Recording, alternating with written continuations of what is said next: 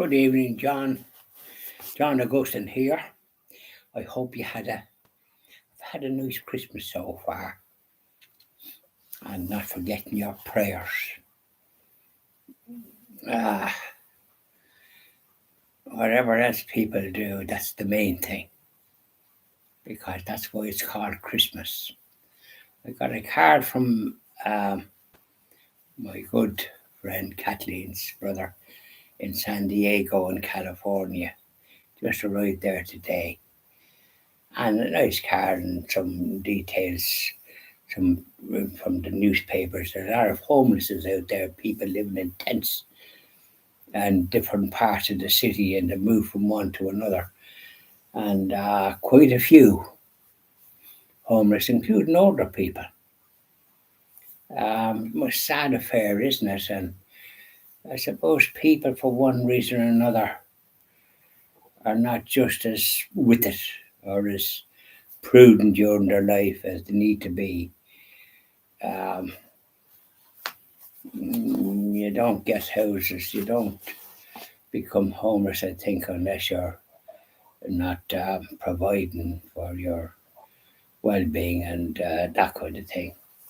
So we pray for them, because not everybody is able to have the wherewithal to be able to work in such a way as they can save and provide a home and try to pay for it. It's often hard, and they were always expensive, even when they were cheaper, because your wages were just low as well.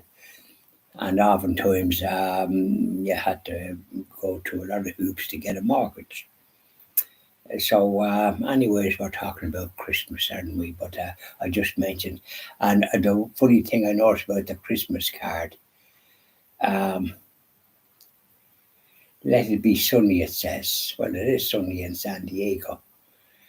But there's just little, how would I call it, dwarfs or something. There's nothing spiritual about it. And that's perhaps the sad thing about it. And I sent Jerry Christmas card, which would have been a holy one. But perhaps they haven't got them over there too good, because this particular one come from a Catholic place, and yet it doesn't have the Catholic business on the front about Happy Christmas and the crib. So I wouldn't fancy living somewhere with that kind of carry on. But however, we all go, um, you can always practice your Catholic faith no matter where you are, irrespective of anybody else is not doing it. So here we are, Blessed Alexabdrina. She should be a saint. She is a saint. Um, People came in increasing numbers to visit Alexandrina, which added greatly to her sufferings. But she always maintained a cheerful disposition and received everyone most courteously. See, some priest there made it public, and this is what happened. Yeah, he was very poor judgment to do such a thing. He should have been censored for such a stupidity. Received everything, because with her suffering that, she didn't need all that kind of stuff and putting problems everywhere.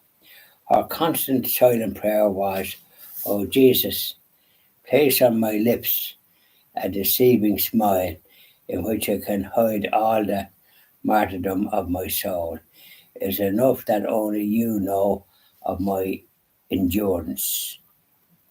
While many thousands, can you imagine, came to see Alexandrina and implore her intercession, she was not without her detractors. Some disbelieved that she lived on the Holy Eucharist alone, and rumours were circulated that she was fraudulent, which caused her and her family further suffering. You see, with all these numbskulls visiting this Alexandria, and she bedridden, had nothing up here in their stupid heads. That's the last thing you should be doing, visiting somebody. And then somebody then kind of making out, sure, I mean, they should have been just a boot somewhere where it hurts and told to clear off and keep their own opinions to themselves if that's the way they feel. A medical examination of Alexandria took place, which she accepted in a spirit of obedience and resignation. One of the doctors performing the examination asked her, "Why do you not eat?" She replied, "I do not eat because I cannot. I feel full. I do not need it. However, I have a longing for food." The results of this examination were inconclusive, and so it was suggested Alexandria go to a hospital in Oporto to have the first the fast medically certified the fast medically certified.